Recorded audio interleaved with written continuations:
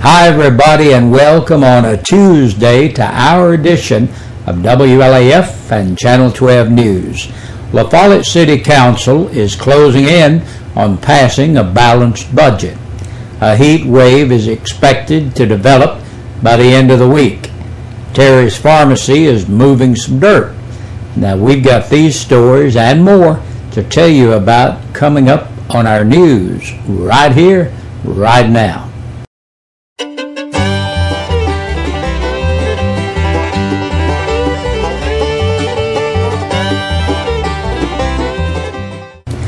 Monday was workshop night, and council discussed next year's budget for about 20 minutes. For the better part of June, Finance Director Terry Sweat has been carving into a $500,000 overage that is all but gone now. Sweat tells WLAF that some of the departments trimmed their budgets a little while revenue figures were increased some. The finance director outlines that the city is using a fund balance of some $250,000 to balance the new budget. According to Sweat, the city can do this because the fund balance from June 30th, 2011 is a little more than $4 million, and that includes capital outlay proceeds, which means deducting the $250,000 leaves the fund balance at $3 million plus. Sweat says you have to have that in the cash account too, and the city does, allowing it to use the fund balance if it has to use it. Balancing the city budget is old hat to Sweat, who is presenting his 16th annual city budget to council on Thursday evening. The fiscal year ends Saturday. Terminating 2 public works employees was briefly mentioned last night and is going to be placed on the agenda for Thursday's meeting. Mayor Mike Stanfield did not publicly say the names of the 2 men who are going to be let go. The termination comes on recommendation from Public Works Director Jim Mullins. Councilman Hansford Hatmaker brought 2 unpaid invoices to the attention of the council, invoices that were billed to the city a few months ago. The invoices are for 2 contractors, Davenport Construction and Jim Orris, who have done work on the city's new library. Sweat explained interim city administrator Cade Sexton, who is on vacation this week and missed the meeting previously, instructed him to hold off paying the invoices for now. Hatmaker asked for the invoice matter to be placed on Thursday's agenda. Mayor Stanfield tells WLAF that it's not certain if the 2 contractors' work is complete, and he feels Sexton had reason to wait to deliver payment. Council also officially announced that La Follette's annual fireworks show is set for next Tuesday, the 3rd, at dark at Woodson Mall. Council meets Thursday evening at 6 o'clock at City Hall to vote on the budget and address the other matters mentioned. A brief workshop begins at 5:30 prior to the regular meeting that's scheduled. A heat wave is expected to develop by the end of the week. Temperatures will likely climb into the mid-90s to near 100 around our region beginning as early as Thursday.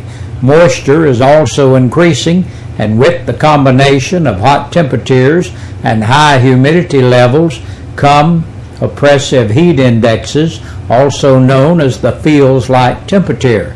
Any outside activities planned for Thursday through the weekend, you should be prepared for excessive heat. Plan to reduce or eliminate strenuous outside activities during the heat of the day, and always remember to drink plenty of water. Heat is the #1 weather-related killer in the United States.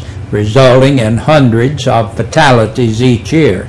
In fact, on average, excessive heat claims more lives each year than floods, lightning, tornadoes, and hurricanes combined.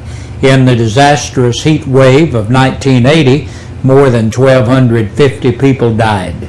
In the heat wave of 1995, more than 700 deaths occurred in the Chicago area alone and were attributed to heat. Big Josh is coming up a little later with complete details for this week's weather. Terry's Pharmacy is moving some dirt. You may have seen the heavy equipment at Terry's on yesterday. Pharmacy President Risa Price tells WLAF and Channel 12 that a drive-up window is being constructed. Price notes that it will be the only downtown pharmacy with a drive-up window. Terry's drive-up should be finished in just a few weeks. The Tennessee Highway Patrol will be conducting driver license safety checkpoints on the following dates and locations in Campbell County. On June 29th at Cherry Bottom Road at the Cherry Bottom Church. Then on June 30th, State Route 116 at Little Cove Creek. Recognizing the danger presented to the public by unqualified drivers, troopers will concentrate their efforts on vehicles being operated by drivers who would violate the driver license laws in Tennessee. The Indiana Avenue Baptist Church will host a free meal this evening at the church. The meal is from 6 to 7 and everybody's invited. And the community-wide prayer meeting will be held at the Old West La Follette School starting at 7 o'clock. Everyone is welcome to attend that meeting. And that's our news for this Tuesday. Stay tuned next for the Campbell County Sheriff's Report. And it's time now to take a look at the press release from the Campbell County Sheriff's Department. 6 people have been booked into the jail in the past 24 hours. Herschel Lee Baker, 47, of Arthur for public intoxication. 31-year-old Christy Gale Brandenburg of Pinecrest Road in Jacksboro for forgery, fraudulent use of a credit card, and theft of property under $500. Michael James Dilbeck, 44, listed as homeless for disorderly conduct. 49-year-old Linda Rose Huddleston of South 13th Street, La Follette, charged with her 4th offense, DUI, violation of the implied consent law, and resisting arrest. Billy Jim Myers, age 50, of Cross Valley Road, La Follette, a true bill. And last today, 22-year-old Caitlin Jean Willoughby of Linden Circle, La Follette, on a capious bench warrant. And that's a look at the news and the press release for this Tuesday. Thank you so much for joining us. Hope you have a good, pleasant evening, and we'll see you again tomorrow evening.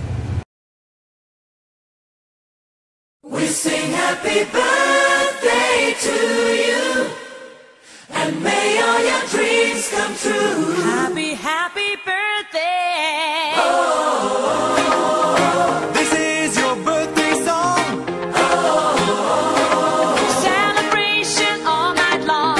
Oh, May all you Good evening, and thank you for tuning in to WLAF News at 5:30. I'm Lori Leach. It's time now to announce birthdays and anniversaries for this Tuesday afternoon.